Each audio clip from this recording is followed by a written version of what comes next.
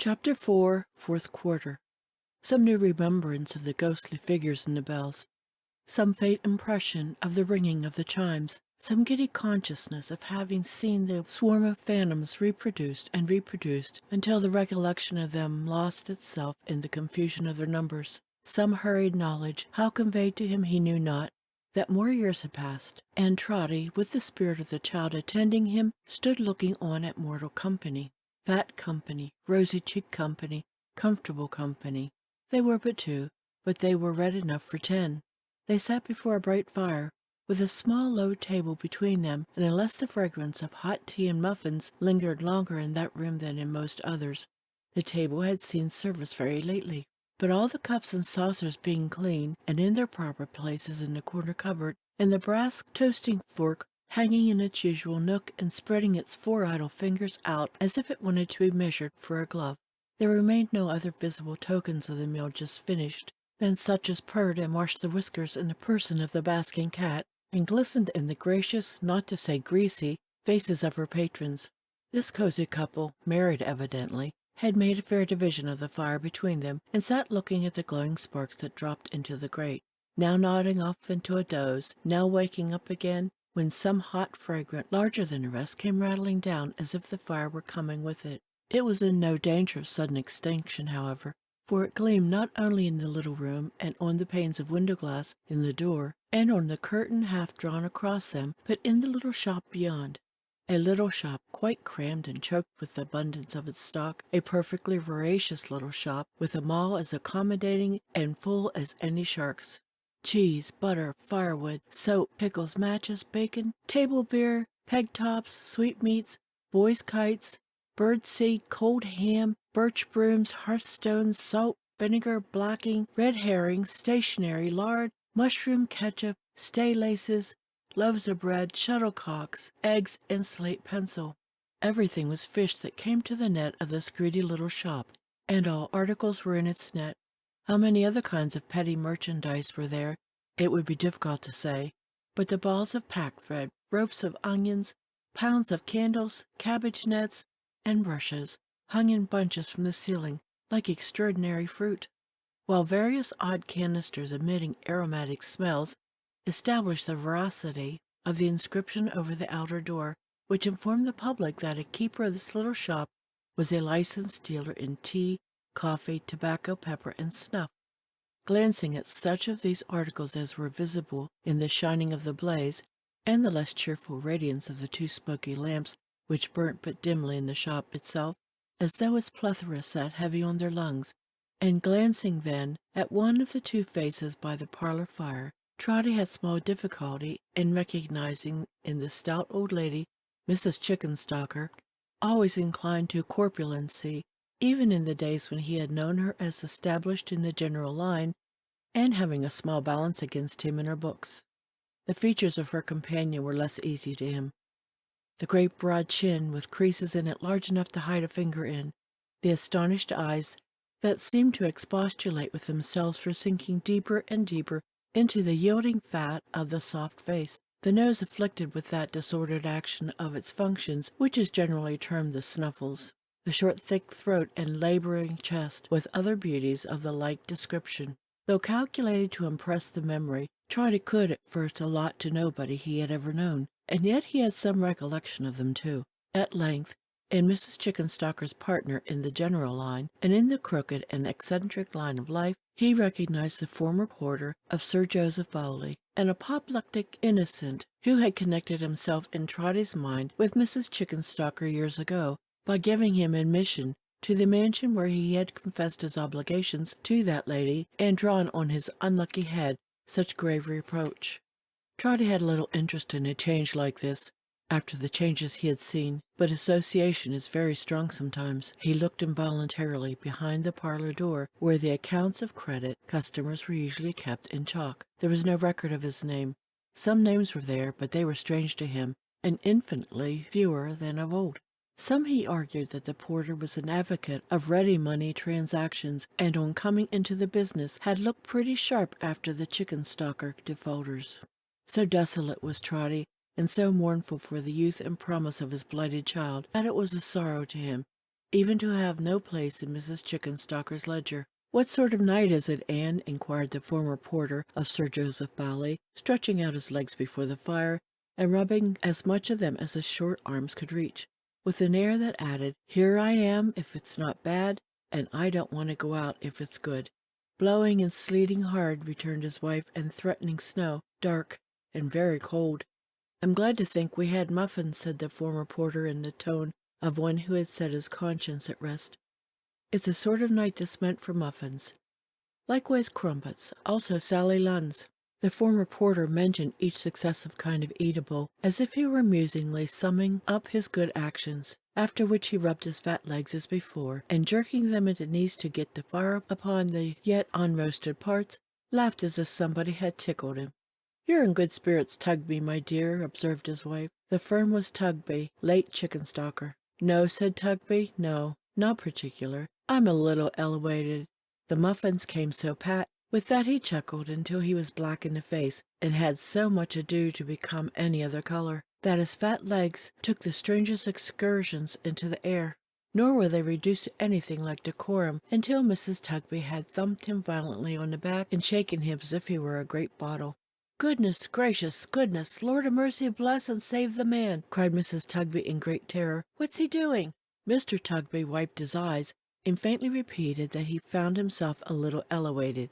"Then don't be so again, that's a dear soul," said Mrs. Tugby, "if you don't want to frighten me to death with your struggling and fighting."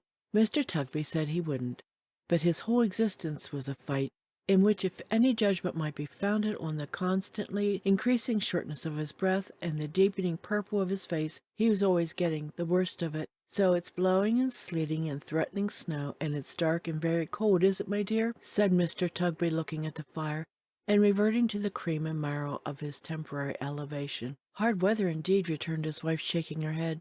"Aye, aye. Years," said Mr. Tugby, "are like Christians in that respect. Some of 'em die hard, some of 'em die easy. This one hasn't many days to run, and is making a fight for it. I like him all the better. There's a customer, my love." Attentive to the rattling door, Mrs. Tugby had already risen. "Now then," said that lady, passing out into the little shop. "What's wanted?" "Oh, I beg your pardon, sir, I'm sure. I didn't think it was you." She made this apology to a gentleman in black who, with his wristbands tucked up and his hat cocked loungingly on one side and his hands in his pockets, sat down astride on the table beer barrel and nodded in return. "This is a bad business upstairs, Mrs. Tugby," said the gentleman. "The man can't live."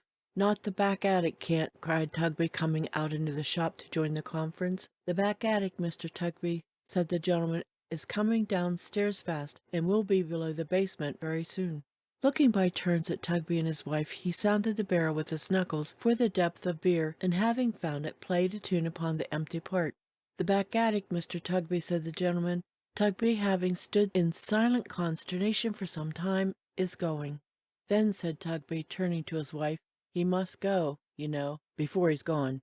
"I don't think you can move him," said the gentleman, shaking his head. "I wouldn't take the responsibility of saying it could be done myself. You had better leave him where he is. He can't live long." "It's the only subject," said Tugby, bringing the butter scale down upon the counter with a crash by weighing his fist upon it, "that we've had ever a word upon, she and me, and look what it comes to. He's going to die here after all, going to die upon the premises, going to die in our house."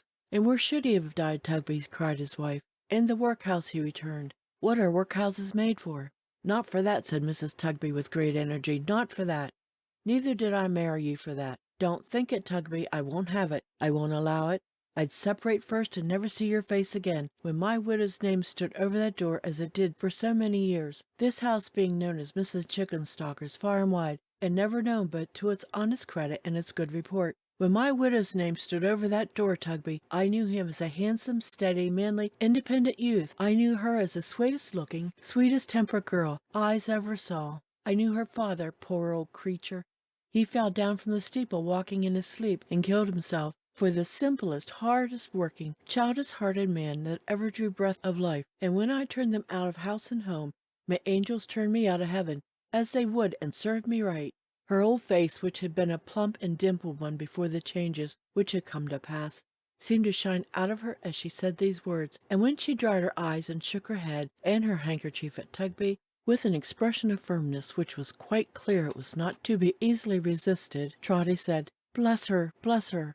Then he listened with a panting heart for what should follow, knowing nothing yet that they had spoke of Meg. If Tugby had been a little elevated in the parlour, he more than balanced that account by being not a little depressed in his shop, where he now stood staring at his wife without attempting a reply, secretly conveying, however, either in a fit of abstraction or as a precautionary measure, all the pockets from the till into his own pockets as he looked at her. The gentleman upon the table beer cask, who appeared to be some authorized medical attendant upon the poor, was far too well accustomed, evidently, to the little differences of opinion between man and wife to interpose any remark in this instance. He sat softly whistling, turning little drops of beer out of the tap onto the ground until there was a perfect calm, when he raised his head and said to Mrs. Tugby, late chicken stalker, "There's something interesting about the woman even now. How did she come to marry him?" "Why, that," said Mrs. Tugby, taking a seat near him, "is not the least cruel part of her story, sir. You see, they kept company, she and Richard, many years ago. When they were a young and beautiful couple, everything was settled, and they were to have been married on a New Year's Day. But somehow Richard got it into his head, through what the gentleman told him, that he might do better, and that he'd soon repent it, and that she wasn't good enough to marry him, and that a young man of spirit had no business to be married. And the gentleman frightened her, and made her melancholy, and timid of his deserting her, and of her children coming to the gallows, and of its being wicked to be man and wife, and a good deal more of it. And in short, they lingered and lingered, and their trust in one another was broken. So at last was the match. But the fault was his. She would have married him, sir, joyfully.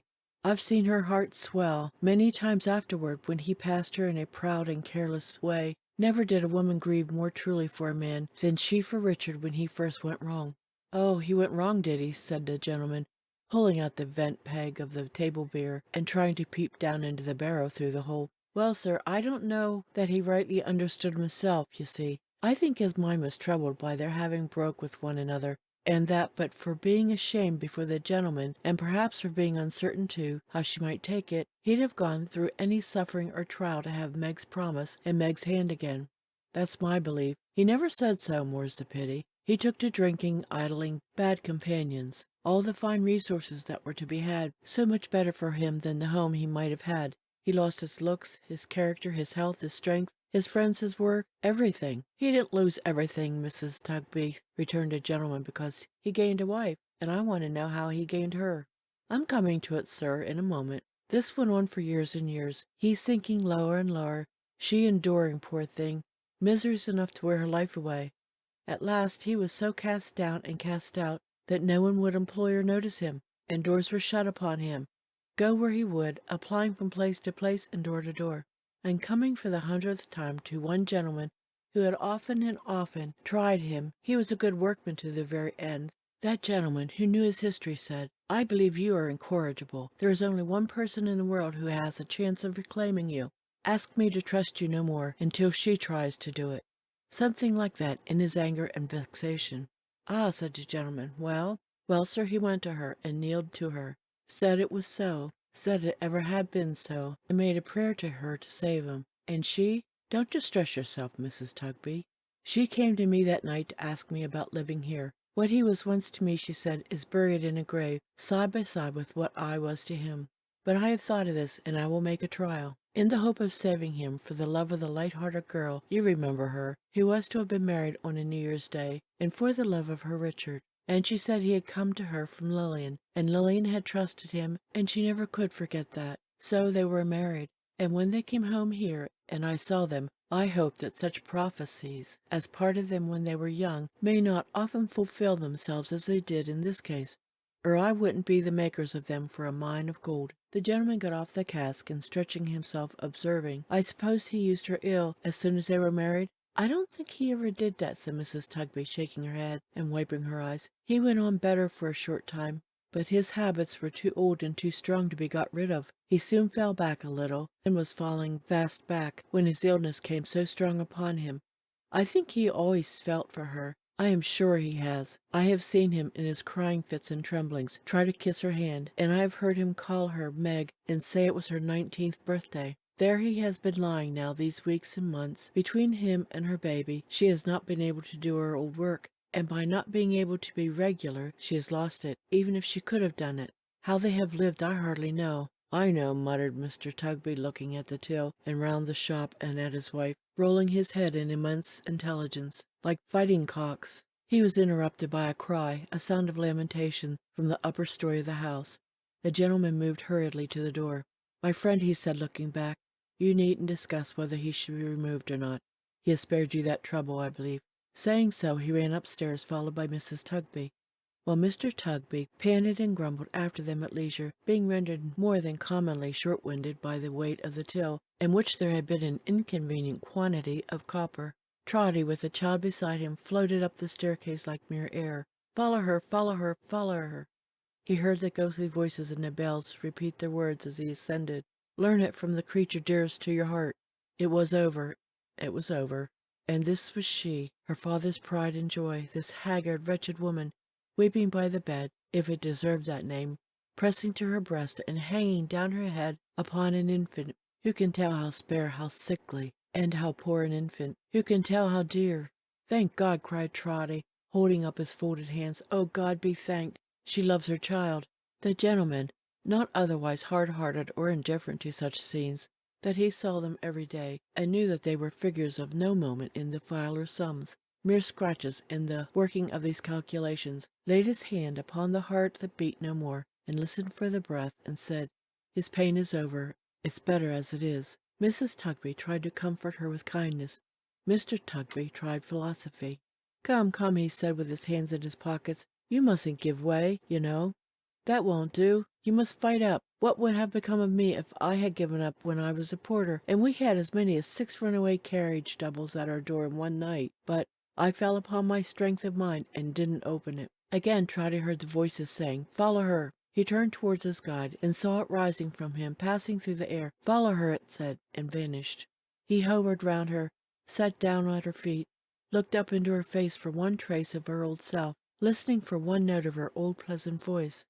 He flitted around the child, so wan, so prematurely old, so dreadful in its gravity, so plaintive in its feeble, mournful, miserable wail. He almost worshipped it. He clung to it as her only safeguard, as the last unbroken link that bound her to endurance. He set his father's hopes and trust on the frail baby, watching her every look upon it as she held it in her arms, and cried 1,000 times, "She loves it! God be thanked, she loves it!"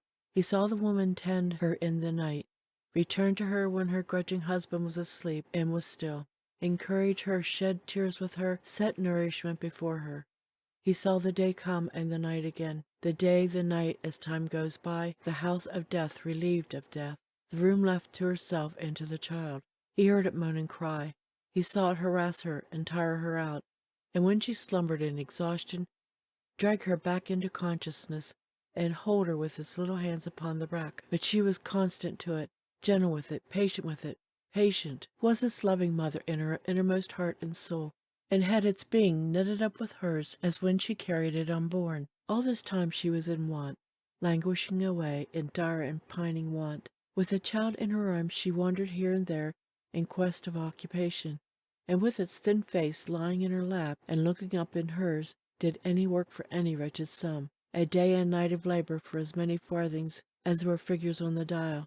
If she had quarrelled with it, if she had neglected it, if she had looked upon it with a moment's hate, if, in the frenzy of an instant, she had struck it, no, his comfort was, she loved it always.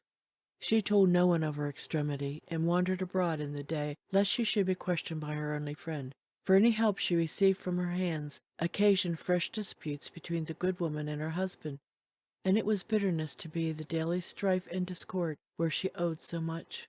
She loved it still. She loved it more and more. But a change fell upon her aspect of her love one night. She was singing faintly to it in its sleep, and walking to and fro to hush it, when her door was softly opened, and a man looked in. "For the last time," he said, "William Fern, for the last time." He listened like a man pursued, and spoke in whispers. "Margaret, my race is nearly run. I couldn't finish it without a parting word with you, without one grateful word." "What have you done?" she asked, regarding him with terror. He looked at her, but gave no answer. After a short silence he made a gesture with his hand, as if he had set her question by, as if he brushed it aside, and said, "It's long ago, Margaret, now, but that night is as fresh in my memory as ever 'twas." We little thought then, he said, looking round, that we should ever meet like this. Your child, Margaret? Let me have it in my arms. Let me hold your child. He put his hat upon the floor and took it. He trembled as he took it from head to foot. Is it a girl? Yes. He put his hand before its little face. See how weak I've grown, Margaret. When I want the courage to look at it, let her be, a moment. I won't hurt her. It's long ago, but what's her name? Margaret, she answered quickly. I'm glad of that. I'm glad of that.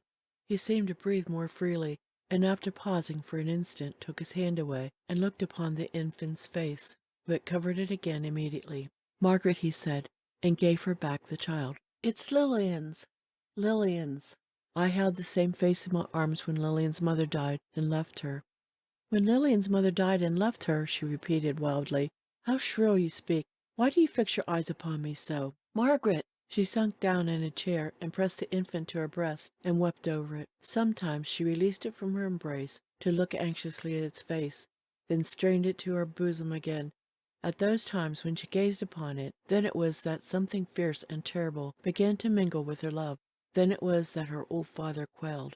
Follow her was sounded through the house. Learn it from the creature dearest to your heart.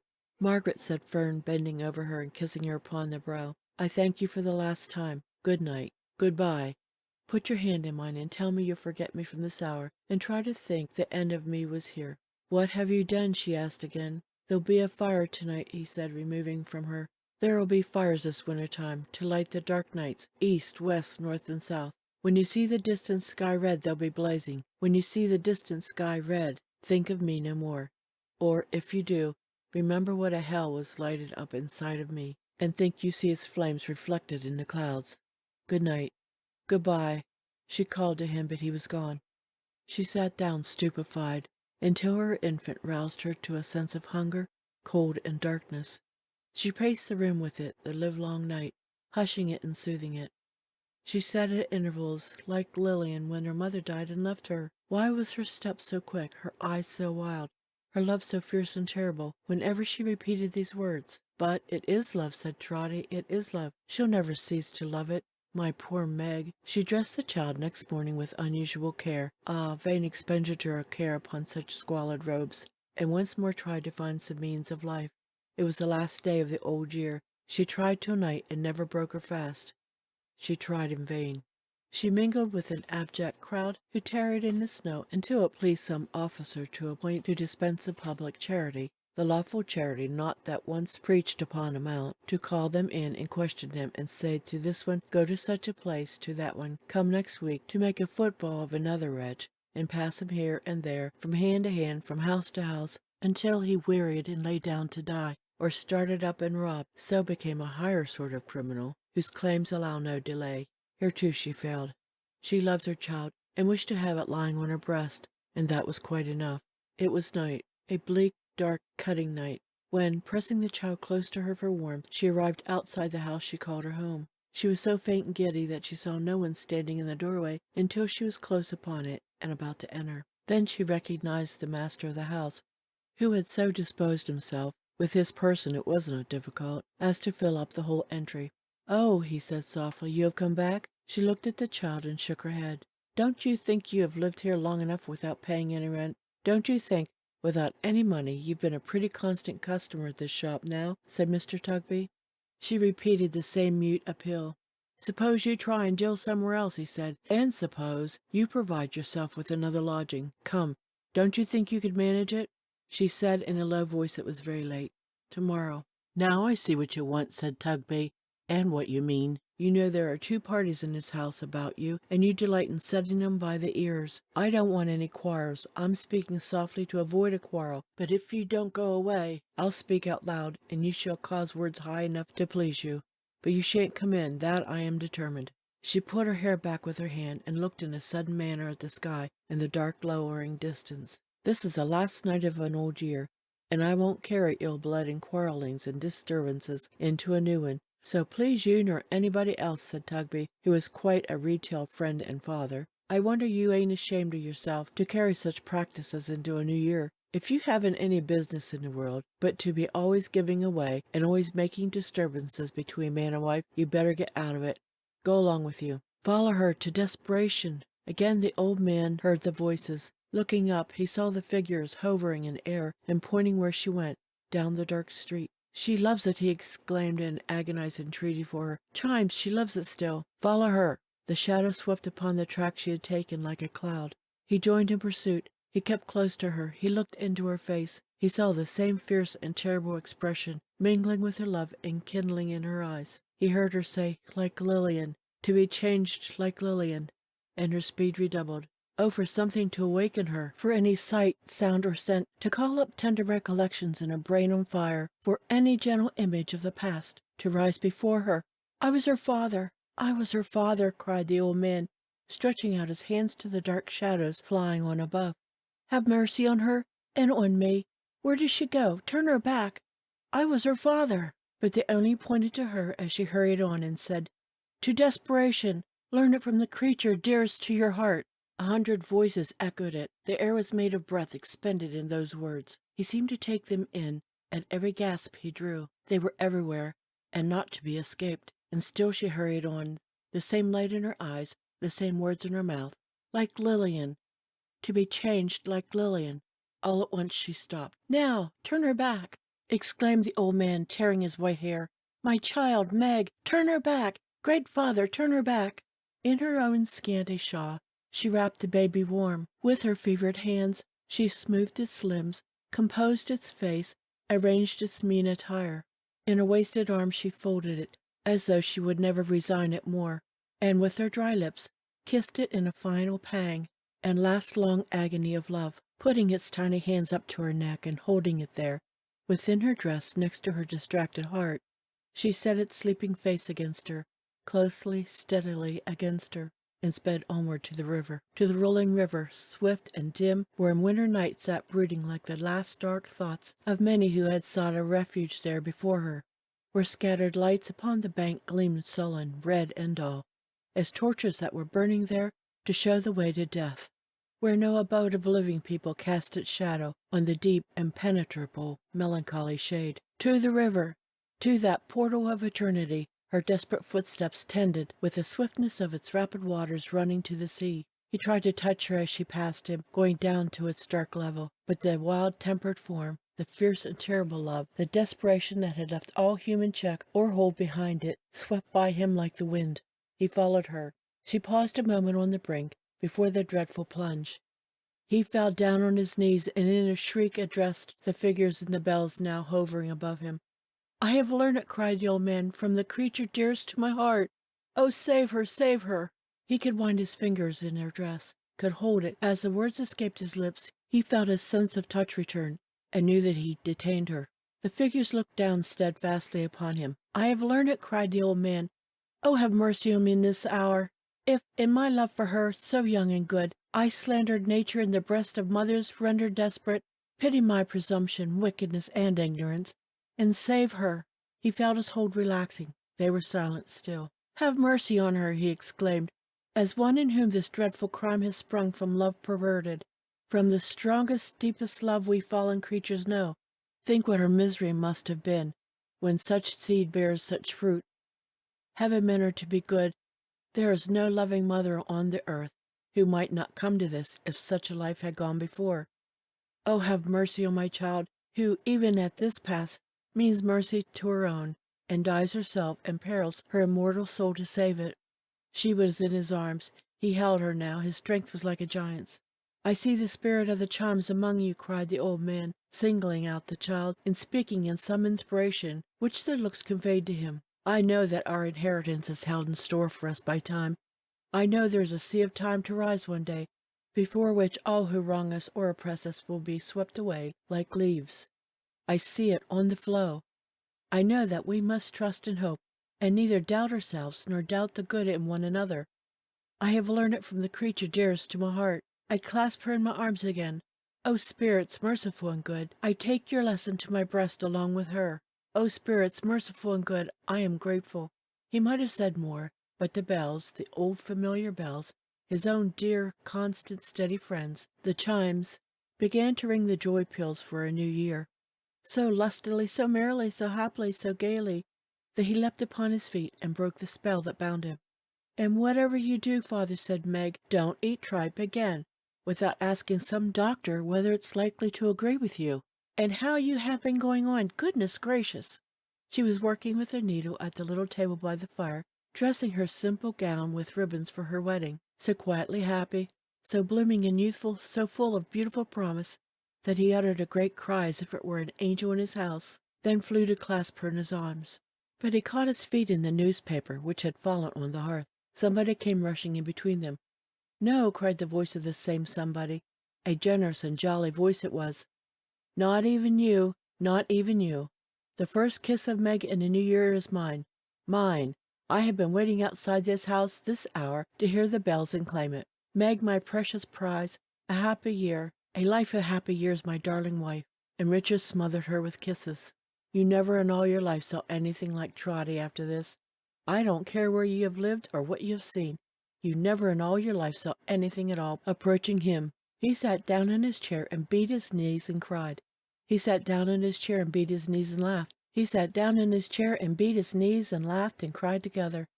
He got out of his chair and hugged Meg. He got out of his chair and hugged Richard. He got out of his chair and hugged them both at once.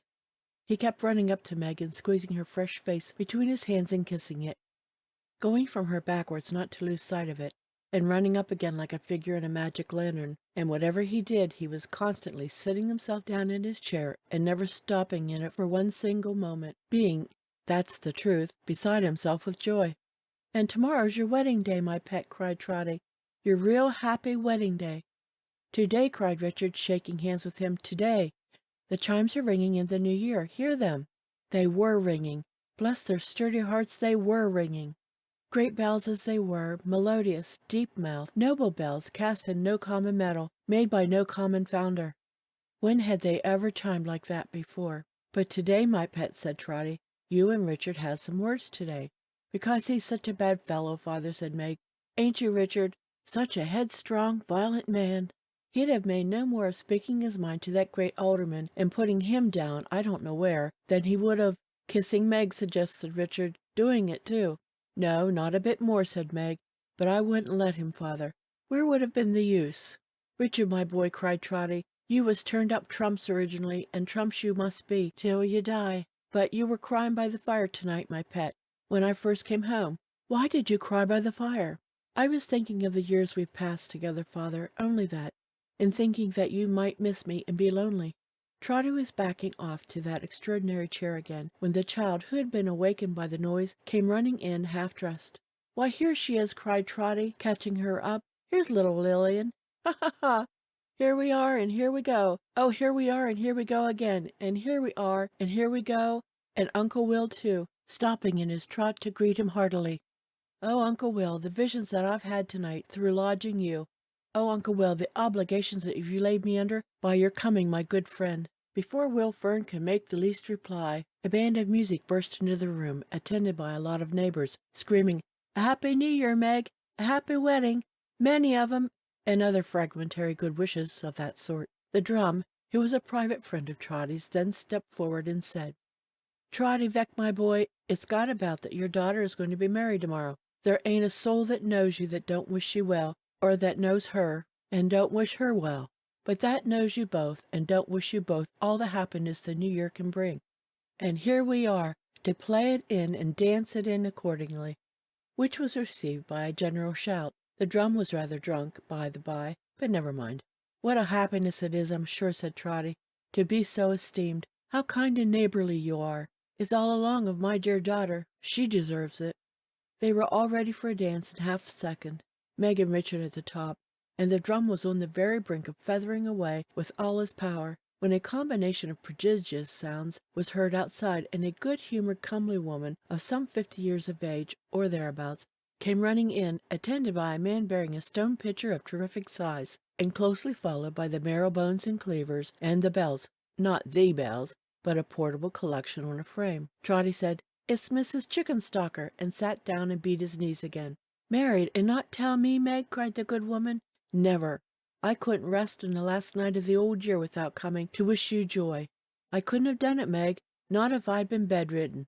So here I am, and as it's New Year's Eve, and the eve of your wedding too, my dear, I had a little flip made, and brought it with me." Mrs. Chickenstalker's notion of a little flip did honor to her character. The pitcher steamed and smoked and reeked like a volcano, and the man who carried it was faint. "Mrs. Tugby," said Trotty, who had been going round and round her in an ecstasy, "I should say, Chickenstalker, bless your heart and soul, a happy New Year and many of 'em."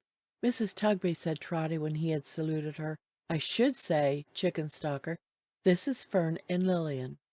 The worthy dame, to his surprise, turned very pale and very red. "Not Lilian Fern, whose mother died in Dorsetshire," she said. Her uncle answered yes, and meeting hastily, they exchanged some hurried words together, of which the upshot was that Mrs. Chickenstalker shook him by both hands, saluted Trotty on his cheek again of her own free will, and took the child to her capacious breast. "Will Fern," said Trotty, pulling on his right-hand muffler, "not the friend you was hoping to find." "Ay," returned Will, putting a hand on each of Trotty's shoulders, "and like to prove a'most as good a friend, if that can be found, as the one I found." "Oh," said Trotty, "please to play up there. Will you have the goodness?" To the music of the band and the bells and the marrowbones and the cleavers all at once, and while the chimes were yet in lusty operation out of doors, Trotty, making Meg and Richard second couple, led off Mrs. Chickenstalker down the dance, and danced it in a step unknown before or since, founded on his own peculiar trot. Had Trotty dreamed, or are his joys and sorrows, and the actors in them, but a dream, himself a dream? The teller of this tale is a dreamer, waking but now. If it be so, O listener, dear to him and all his visions, try to bear in mind the stern realities from which these shadows come, and in your sphere, none too wide and none too limited for such an end, endeavor to correct, improve, and soften them. So may the new year be a happy one to you, happy to many more whose happiness depends on you. So may each year be happier than the last, and not the meanest of our brethren or sisterhood debarred from their rightful share in what our great Creator formed them to enjoy. The end.